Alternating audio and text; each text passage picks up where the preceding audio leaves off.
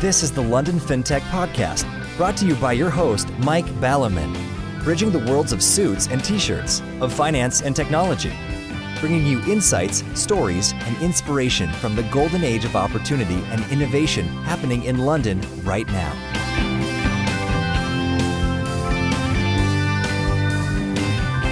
Hi, this is Mike Ballerman, and this is London Fintech Podcast, episode 83, brought to you in association with Smart Pension, Synechron, and Archover. And I'm delighted to be joined today by Conrad Ford, CEO of Funding Options, to discuss online matchmaking between lenders and borrowers.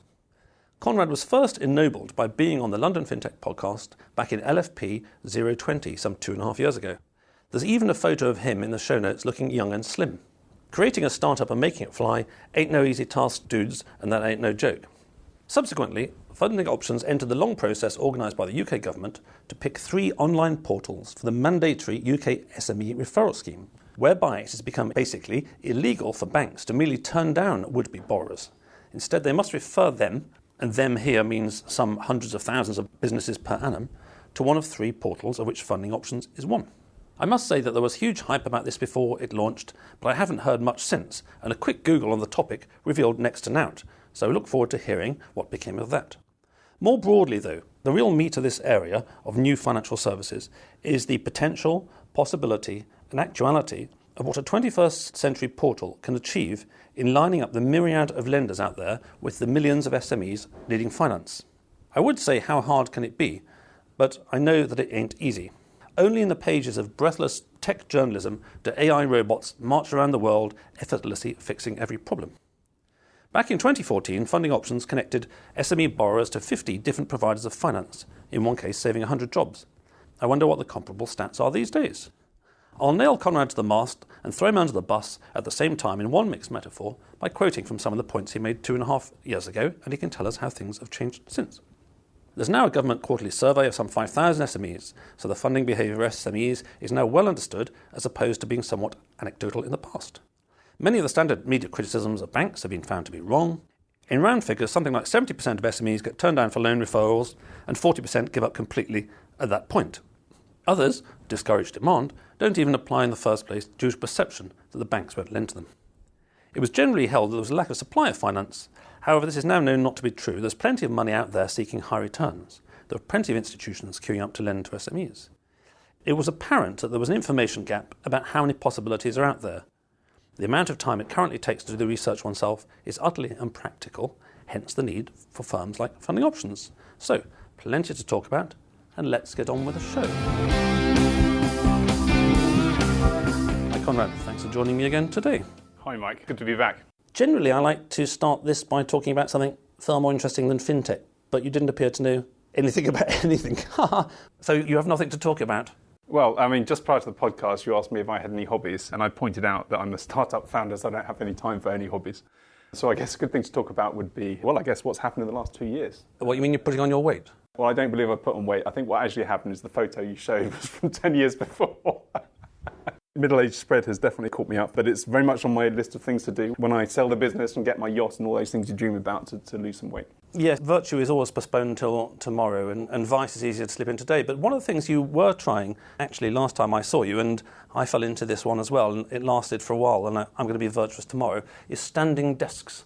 And I read something amazing. Now, this isn't a good idea, but if you suddenly had a standing desk and you stood all day rather than sitting down, it was the equivalent of, and I've actually forgotten the number, but it was an astonishing number. It was the equivalent of, per annum, running 10 marathons in terms of the number of calories you burn by having a standing desk. Now, as you found, and you can tell the listeners, if you suddenly go and stand for hours, actually, you sort of fuck up a different part of your anatomy and you end up with sort of mechanical problems or something. So what happens to the standing desk? Yeah, so I did experiment with standing desk, and as you allude to, I kind of went all in. The lesson if you're middle-aged, I think, is stand in moderation. So I intend to revisit standing desks, but at the moment, somebody with a younger life frame than me is currently using my standing desk, but I do tend to go back to that. I think there's definitely a future in standing desks. When you were using it, did you find it was good for doing emails, good for getting things done, or good for reading, or you needed to sit down to read? Or I look at some of my team, particularly my sales team, and they are machines. From the moment they hit their desk to the time they leave, they are constantly working at an amazing pace with amazing energy.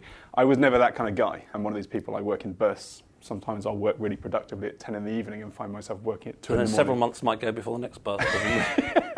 Yeah, well, can we take that out in case my investors listen? But essentially, yeah, for me, it's around a good discipline of having a standing desk, I think, is those times when you're one of those kind of people that can't get yourself to sort of swallow the frog. Is that what the Americans say? I wouldn't know, and I wouldn't want to. Isn't it lick the frog? That's the sort of psychedelic frog. No, I think that's a drug-taking thing. I don't do that. You don't lick frogs? I think swallowing the frog is when you actually bite off that task you've been throwing back because you can't quite bring yourself to do it. So I think when you need to swallow the frog, there you go, new expression.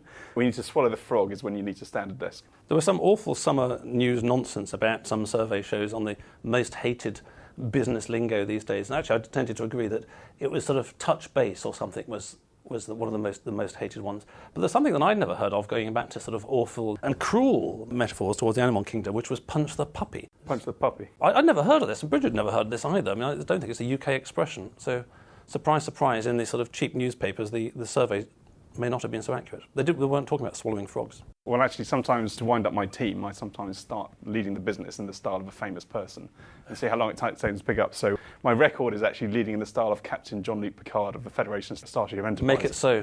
Yeah, make it so. And I managed to get through a whole day without anyone noticing. But my next plan is to do it in the style of Donald Trump. And now I think that will be more difficult to get under the radar.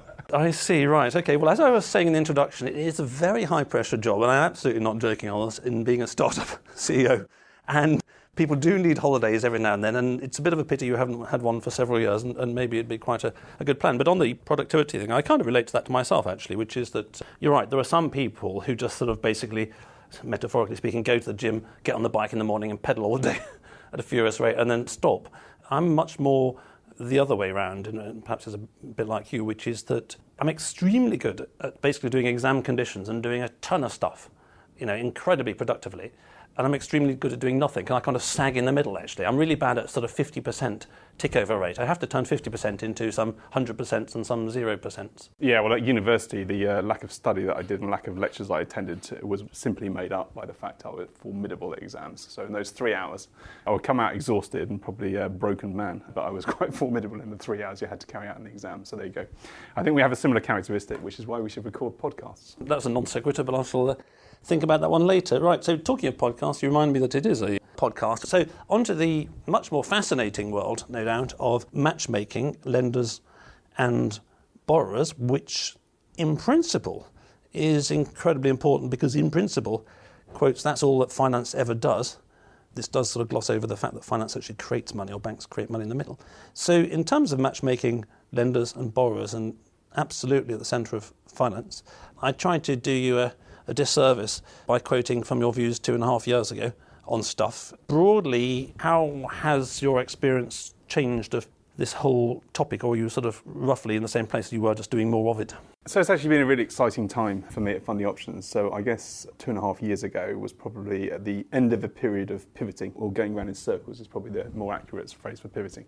But by that point in time, we kind of knew the business we needed to build, and actually the opportunity is very, very real. There is an extraordinary mismatch in terms of supply of capital and demand for capital, and simply the inability of those two participants to actually meet each other. We've gone through a period of pivoting. We kind of knew the business we needed to build. I think we raised a significant amount of capital probably about 6 months after that. So, we raised money based on that understanding. It's been a period of formidable growth. So in terms of revenues, for example, grew 4 times last year. I think our revenues they've already doubled this year, so they may treble this year by the time the year is out. So it's been a really, really exciting time. And from a sort of personal perspective, kind of one of the learnings that I've taken as a startup founder, in the early days, unless you're one of those businesses, those very, very rare businesses, the funding circles that seem to just get it right first time, you kind of get stuck in a vicious cycle because you simply have too many decisions you have to make at too much of a pace, so you end up making lots of bad decisions. But actually there's a counterweight to that, which is you get to a point in the business when suddenly most of the business is working, maybe let's say 2/3 of the business is working. And actually you become much more like a sniper and slowly but surely just pick out the issues within the business, whether it's an underperforming leader or it's a particular type of part of the conversion pipeline or it's a particular aspect of your acquisition. You pick them off one by one. So the corollary is you actually get into a virtuous circle. And it's been a really exciting time. I don't run the business day to day anymore, so I have a managing director running. Is this why it's doing better? I honestly think it's one of the reasons, right? I mean, there comes a time for a business when you need a sales leader. Somebody who doesn't come in grumpy half the mornings, who comes in highly energized, highly enthused. I have an amazing guy doing that, and it actually allows me to step back and actually spend my time on thinking about just how big a business we can build. And I'm actually increasingly convinced we can build a very big one indeed. So that's interesting, and a number of things occur to me. I mean, one of which is, as you say, in a way you learn by doing. You certainly find what the market wants by going out there and just trying stuff. And it's a bit like being a teenager when you start sort of dating. It's only by going out there and finding out what works that you find out what works and where the demand is. And I think on that point, I'm kind of a textbook example. So I had a corporate strategy background. So for those that didn't listen to the last podcast, I was in the group strategy team of one of the major global banks, Barclays, in fact. So when you come from that background, it's very easy to fall into the trap of thinking, well, for most people, lean startup, first contact with the market, but I'm different. I've got a strategy background, right? I can figure this stuff out. I can jumpstart it. I can piggyback it on desktop research. You sit there in your exam room going, concentrating on the paper, write down the right answer, and then tell the salesman to go and sell it. Absolutely. And a real example for funding options is I had an amazing set of data suggesting to me there was an extraordinary opportunity to open up practicing accountants as a channel for SME finance. And this wasn't just desktop research surveys. The accountants themselves were telling me just how enthused they were about the idea. In reality, that was a really, really hard thing to do, and I kind of wasted a year of my life on trying to push that, when in reality, first contact with the market should have given me the lesson. So it's actually very important when you come from that corporate background to, don't think you're different. The lean startup principles, as long as you have regulatory compliance, in other words, as long as what you're doing you're allowed to do, get into the market fast. Yes. Always the case.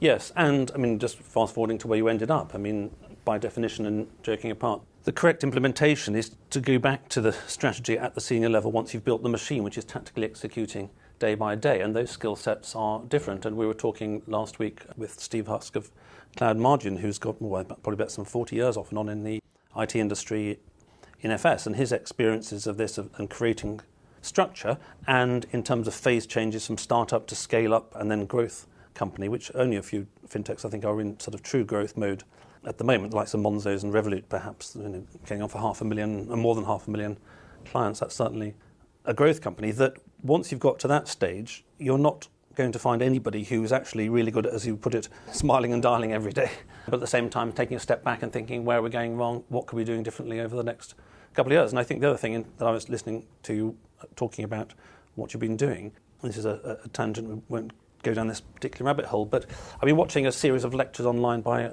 Professor Jordan Peterson, who does psychology at the University of Toronto, which is, I think, one of the two best in North America on psychology or something like that. He puts all of his courses online, so I'm watching his one-year course to undergraduates on personality and its transformations, and if anybody's listening is interested, I particularly recommend the one where he does a Jungian analysis of The Lion King. I haven't actually seen The Lion King, but I want to see The Lion King now, and it took about 2.5 hours, and I thought it was a cartoon, but how much he took out of it. And in particular, one of his themes that he's spoken about quite a lot is, also this is kind of from a Jungian perspective, is archetypes and the meaning of stories and all this kind of stuff. And I learned quite a lot about St. George and the Dragon and other similar stories, and what the metaphorical meaning of that is, which is that the sort of dragon symbolises threat, disorder, chaos. But the interesting thing, and again I've never thought about this, is that dragons tend to have either kidnapped a virgin or be sitting on a pot of gold. I mean, the Hobbit's a good example, they're sitting on a pot of gold. Well, that's a bit strange. Why would a dragon collect a pot of gold and virgins? Well, the answer is that, the time that these stories came about, those are the things you'd want. You'd want a wife, a young, fertile wife, to have lots of kids, so support you in your old age when there wasn't pensions going around, or you might need the money. And these stories have been around for thousands and thousands of years. And his interpretation of this, which makes a lot of sense to me, which is that the dragon represents chaos, it represents the unknown, it represents the things you're frightened of. But you need to go through that to get what you need. And in terms of this unformed chaos, we all live in this kind of walled garden, but beyond that, beyond our sort of comfort zone, if you like, is all the things that we need to grow into. And the way to kill a dragon is you slice it up into little bits. And the slicing up into little bits amounts to creating order out of chaos. So you sat there 2.5 years ago, let's go back in a time machine, with what you had at the time, you were surrounded by this field of potential, which you couldn't particularly name. You had a nebulous feel over, you weren't quite sure. Going into it would make you feel uncomfortable, all that kind of stuff. But actually by expanding, literally in this case, the boundaries of your empire, by structuring it and ordering it, putting farms here, reclamation plants there, you've then created a bigger city. And then you can come back and, you can be the king of the city that you've created. But it's this really ordering the chaos, which applies to everything in our lives, whether it's relationships or having families or fintech. That is a good analogy. I mean, just to sort of make that real, so when you look at our market, in the UK, about £15 billion a year of finance is introduced by brokers. The vast majority of that is very traditional brokers. Do you happen to know what the total is? And so 15 billion of what? The total would be about 75 billion of SME finance. Quite a lot. Yeah, a significant proportion, but the vast majority is direct to bank. But essentially, when you look at that market, well, actually, the bit that we particularly have majored in as a business is working capital finance, where we still have less than 5% of the introduced market, but we're probably now the biggest introducer in the market. But the key point there is we have a very clear plan and very executable plan to make that 10% or maybe 20%. So in other words, somebody else's job is to make that happen, to make that division of the business, 4 times bigger, 8 times bigger. We kind of know how to do that. We just need to do the same thing at much bigger scale. And at that point in time, we would have created an introducer in the market of a scale that the world has never seen. Yeah. But the key point is our bit of working capital finance is actually a fraction of the 15 billion. And when you actually look at the breakdown of that market, asset finance, so financing trucks, machinery, print machines, etc., construction vehicles, that is a huge, huge market. It's much bigger than the one we're in now. So I spend my time thinking about how am I going to go after that market, because we're going to need a different business model, we're going to need a different structure. So it is exactly that thing. We've actually chopped up one leg of the dragon. But in reality, when you actually step back and spend time looking at it, you suddenly realise there's a much bigger prize to go for. And it's that kind of incremental process is very important to building a successful startup. Fintech has been overhyped, and I don't think the bubble is bursting, but it certainly has deflated a bit or lost a bit of its froth. The business that I have right now, I could make this business profitable within 3 to 6 months if I had to do so. We are that close now. We just need to take out some of the startup stuff, maybe flog some of our beanbags. We could make this business profitable, and getting that point where you have a real business there is really, really important. And I think a lot of the overhyped startups are a very, very long way from that. When in reality, you always want to be that one punch away from profitability, because you never quite know when this world is going to end. Yes, absolutely. And just finishing off on the metaphor, I mean, it occurred to me that what I didn't make clear, and actually I don't think Jordan Peterson particularly makes it clear, is that chaos means different things in the West and in the East. Chaos in the West tends to mean everybody's running around going wild. In the East, it's got much more of a sense of unformed and infinite potentiality in the way that a large block of marble has for a sculptor. A large block of marble contains every possible shape, or a blank sheet of paper contains every possible story. And so that's what you're taking when you're going round your loop. You're then approaching a new area. You've got no words for it, and you sit down and order it in your strategic way. So that makes a lot of sense to me. Okay, well, diving in then to decompose this topic, you've explained where you guys have come from and how it's going, and it does start to sound like, one way I think about this, ironically, given the name of the podcast, is that once you can stop using the word fintech, you're a business.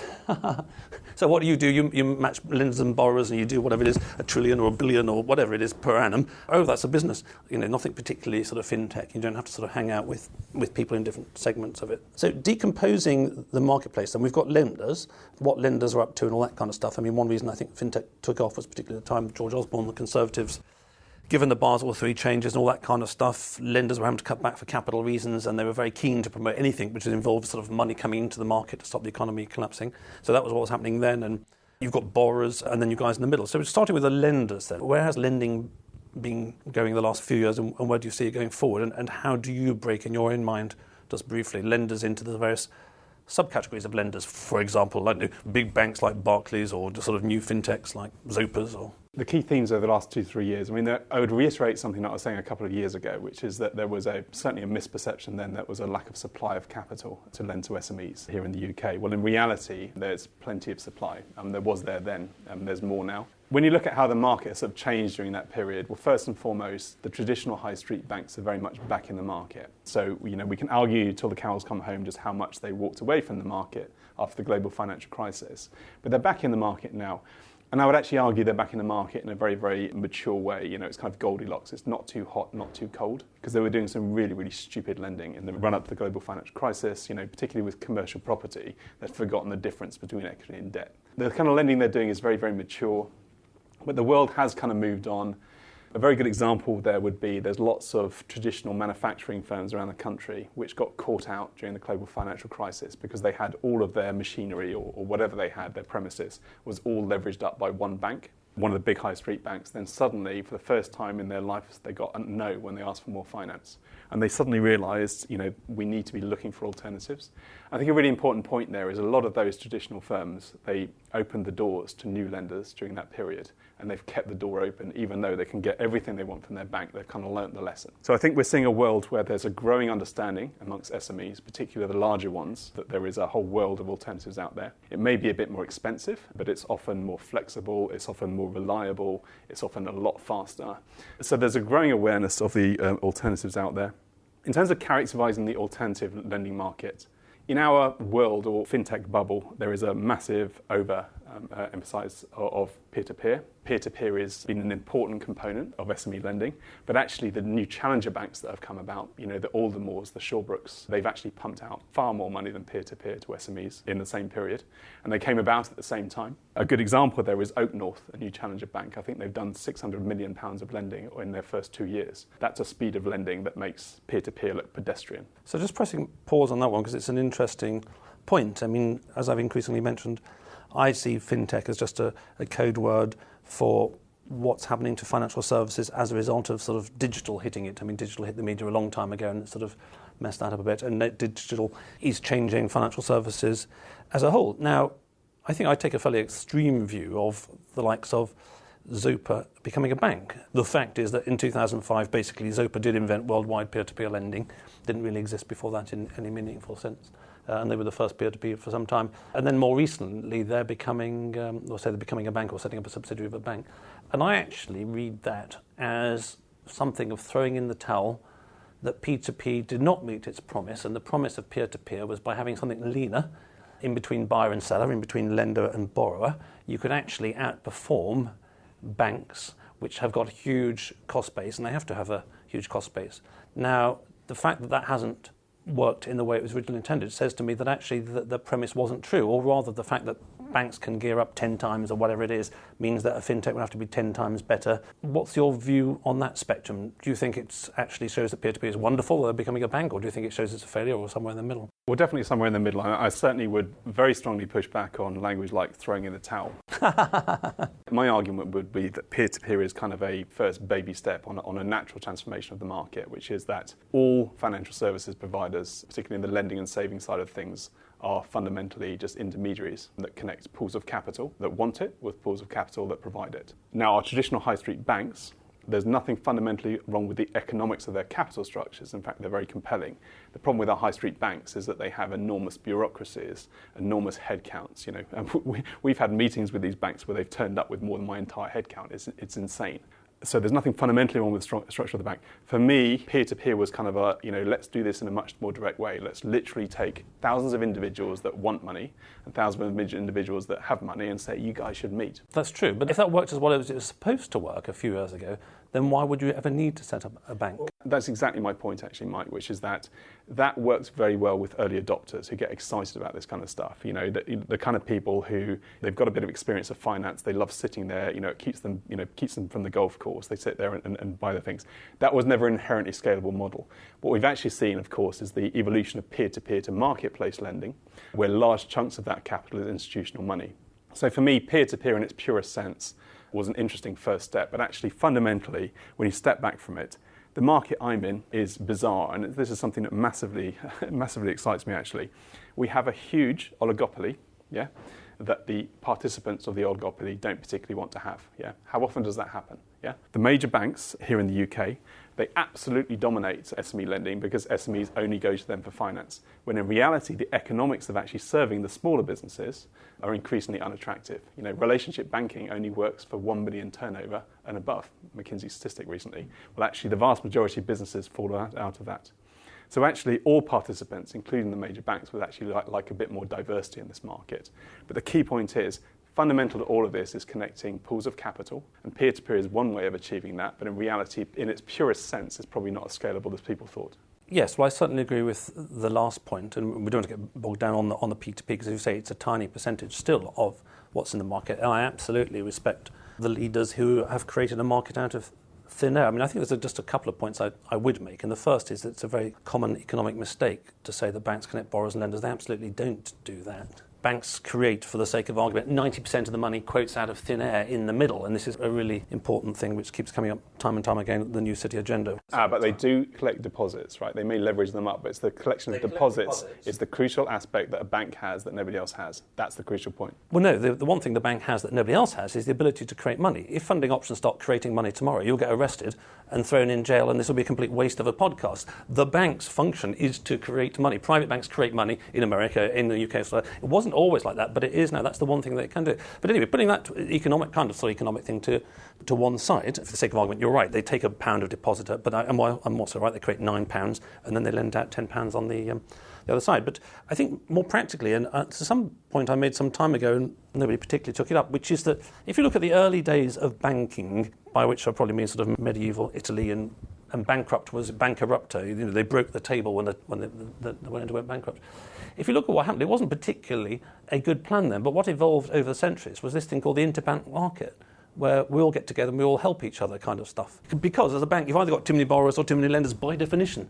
And of course the P2Ps have, and they've always had this, and this has always been their moan. But actually in banking that got turned into a positive, which they all got together and, oh, do you know what, you've got too much left hand and too little right hand, and I've got the opposite. Oh, well, switch it around. And then actually suddenly you get a network effect. Ironically, for the world that talks about network effects, they're not doing it in P2P, and the whole thing becomes much more powerful. Now, ironically, that started to happen in peer-to-peer, insofar as those with surplus of funds would lend to other peer-to-peers, a vestigial interbank market on the peer-to-peer. But that got knocked on the head by the regulator, who said, thou shalt not do that kind of thing. And so the two things that means that banking works, if every bank just stood on its own 2 feet and did precisely what you said without an interbank market, they would find it incredibly hard to do what they need to do. They would find it impossible to do what they need to do. But instead, the interbank market means they can switch out the surpluses, and also the banks have this ability to transfer maturities, which peer-to-peer never developed. So actually, I do think there is still a chance, although the regulation makes it very hard, for peer-to-peers to create an inter-peer-to-peer market and somehow some kind of maturity transformation that fits in with the regulatory thing. Now, in the way the world works at the moment, that probably means you have to become a bank to do that, i.e. the logical extension of a peer-to-peer market. Just to be clear, I remain a strong fan of peer-to-peer, which is why I push back on your comment around throwing in the towel. The critical point I'm making is that it kind of doesn't matter whether you get your money from 100 investors giving you £1,000 or whether you take a £100,000 block facility from a bank or from another financial institution. It kind of doesn't matter. And I would also make the observation, SMEs kind of don't care, right? In fact, some of them are quite worried about the fact that thousands of anonymous individuals get to look at their financial statements, that they, generally speaking, are very, very reticent about sharing with anybody, including the taxman. So for that very reason, the point I'm making is that it kind of doesn't matter where that money comes from, particularly to the end user of that money. That's clearly completely correct. If I'm trying to borrow money to buy a house, then I don't really care. So that's the lenders, which is that it's normalised a little bit more, and we're probably in the middle of a credit cycle if the lending is quotes sensible, unquotes, because by definition at the end of a cycle it always becomes less sensible. And you've touched on the borrowers there and said that they don't really mind too much where the money comes from at a first approximation. The challenge we were talking about before, which is clear where funding options comes into, which is that if I'm a small SME, and for the sake of argument, define here a small SME as somebody who doesn't have a dedicated full-time finance director, I ain't going to know much about these millions of people out there and all their individual situations. Yeah, if you want to characterise the borrower market, again, we have a return to normality. I think, again, demand is not too hot and not too cold.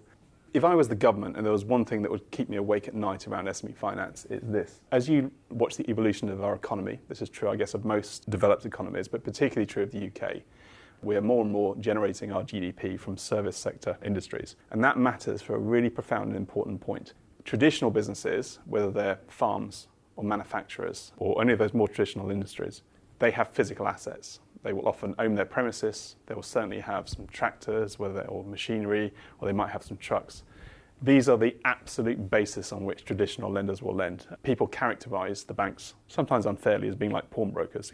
They lend against assets, whether it's new assets or asset refinance. Well, actually, as we shift towards a service sector economy, our businesses are increasingly, bearded hipsters doing cool design stuff. These businesses, like mine, they're in shared office spaces. They rent a unit with 3 months' notice. They have the odd computer, and their key asset is their staff or their brand. These businesses cannot be financed through asset as a security. And we must unlock that. And actually, most of the growth of alternative finance that is sustainable, I would argue, is actually new ways that have attacked that problem of helping those businesses that don't tick the boxes of traditional businesses. The stuff that's really sustainable, when all the VC money goes away, is new ways of underwriting, whether it's tapping into accounting software or open banking APIs, new clever algorithmic ways of lending that find new security or new ways to actually safely advance money to businesses. That's the biggest problem emerging, particularly for the UK, but I suggest around the world as well. And so, without going into a sort of hypey cliche, in the past we've had, and we still do, of course, lending against assets, and this has been noticed in recent times as being a source of financial instability. So one of the canards about banks is that they lend for investment.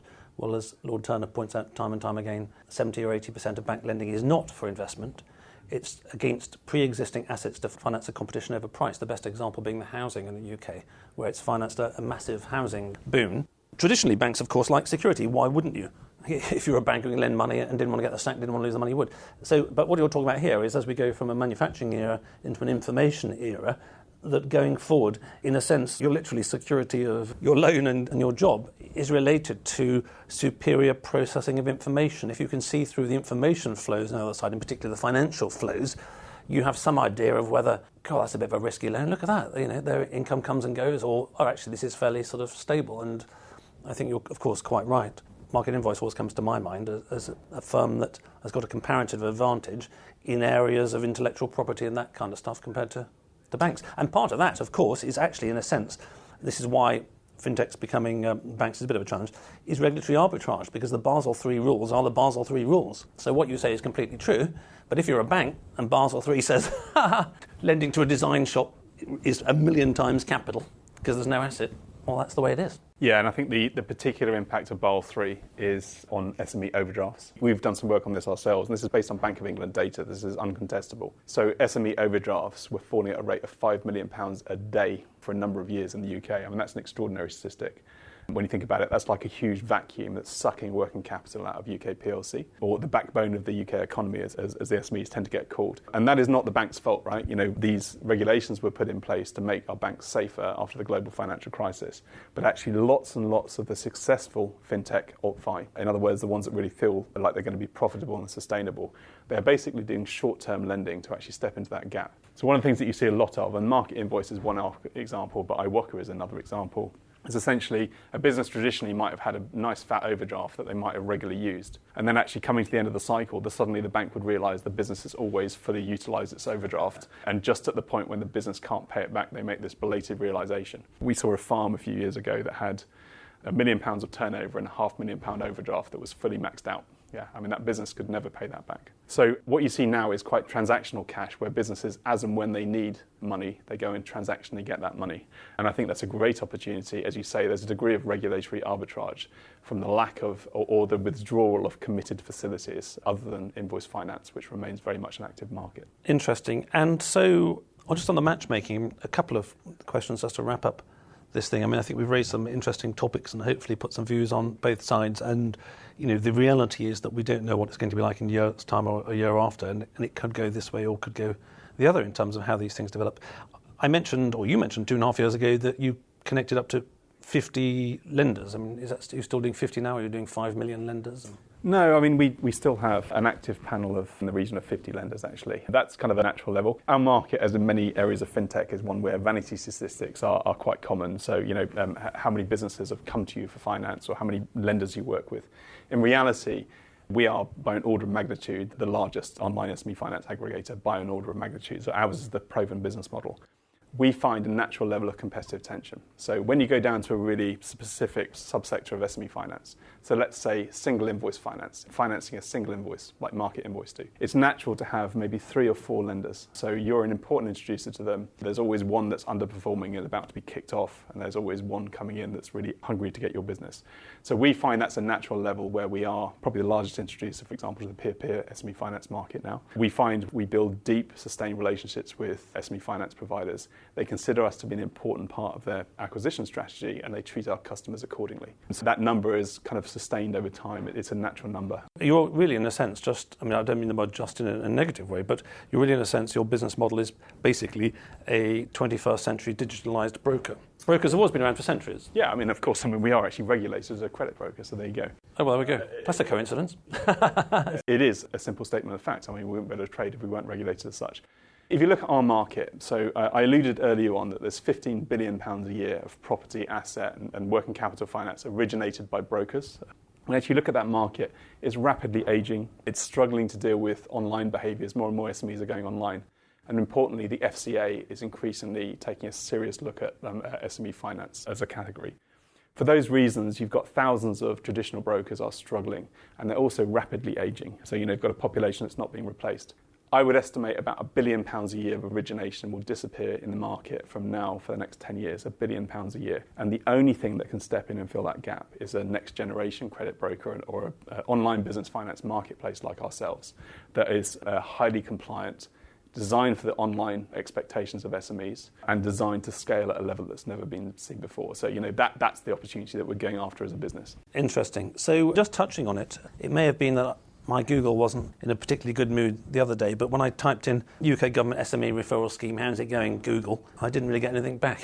Yes, so the bank referral scheme, for those that aren't aware, the UK government passed a law, believe it or not, a couple of years ago that said from a point in time, if a major bank in the UK rejected an SME for finance, they would be legally required to offer them a referral to alternative finance providers. So this is the government's attempt to actually unlock this terrible tragedy that of the minority of businesses that get rejected when they apply to their bank for finance, a very important word, minority. The majority of those give up if they get rejected. They simply give up. They don't explore the alternative finance market. So that scheme actually launched right at the end of last year. So we're now barely 6 months in.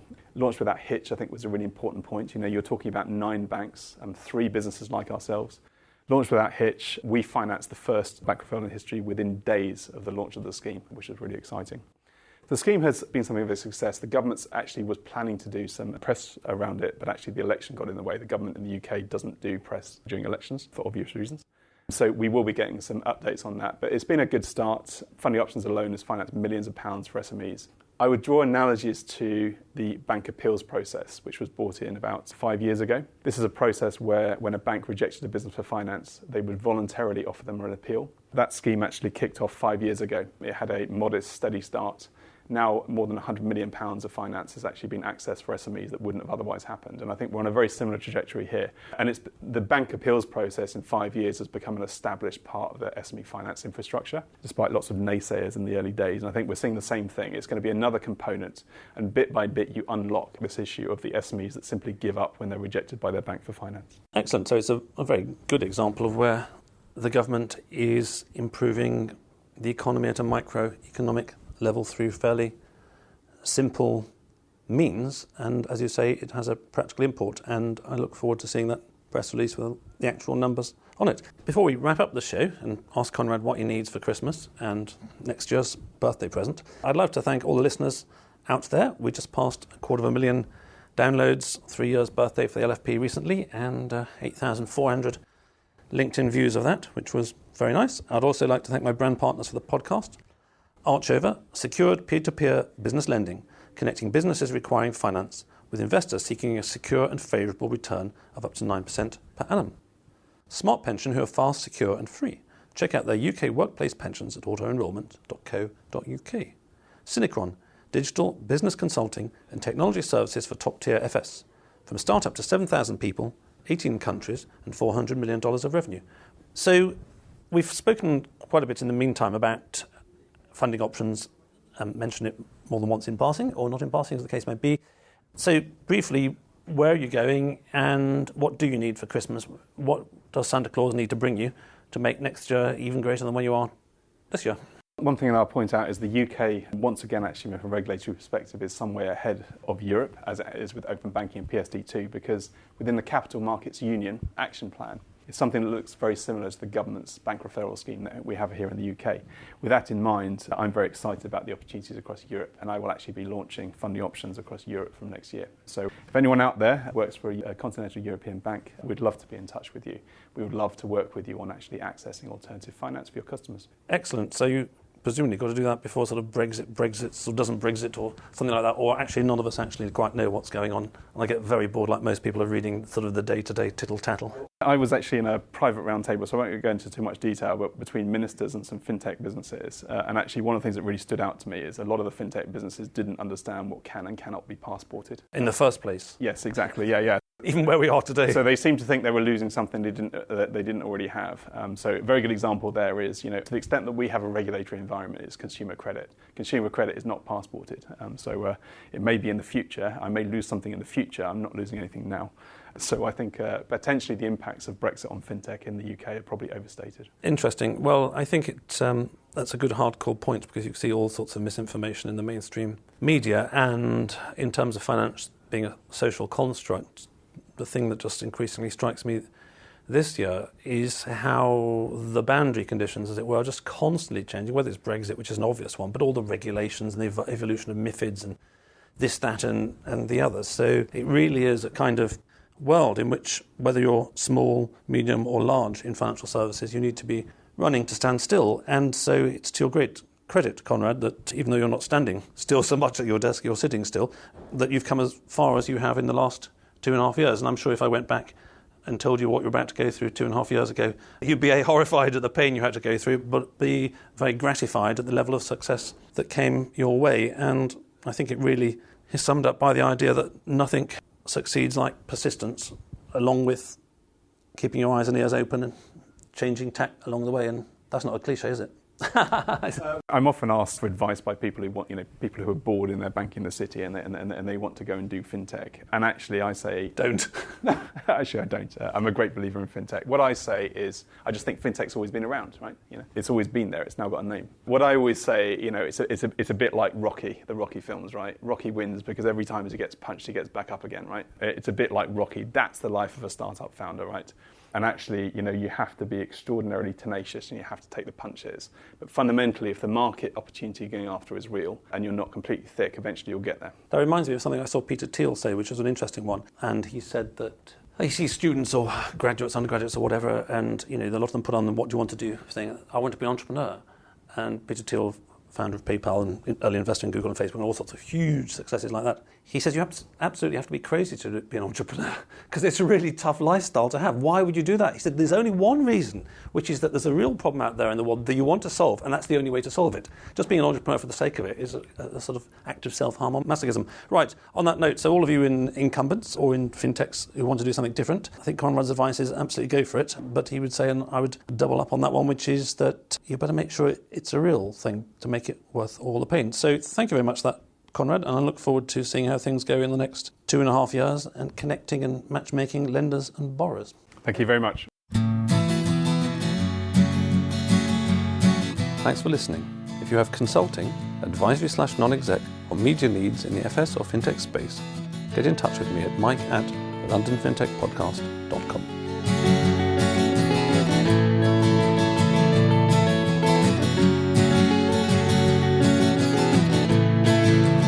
We could sit in a bender all day, watching the firelight dance, watching the firelight dance.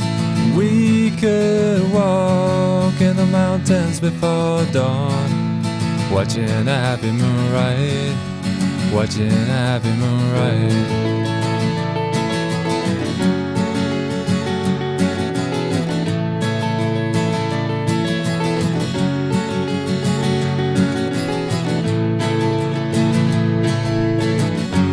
Come away from the city, with the tarmac so dead and the people so sad. Come away from the city, with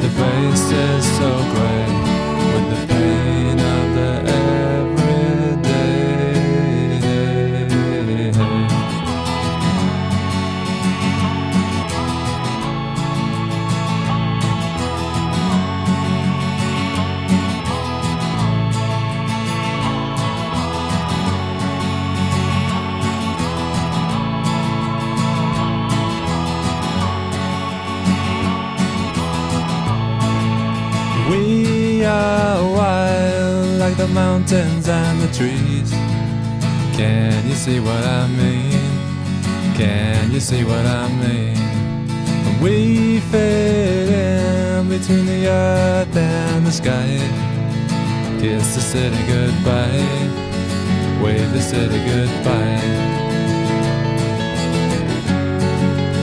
wave the city goodbye, wave the city goodbye. Watch the firelight dance with me, watch the firelight dance with me, watch the firelight dance with me, watch the firelight dance with me, watch the firelight dance with me, watch the firelight dance with me, watch the firelight dance with me, watch the firelight dance.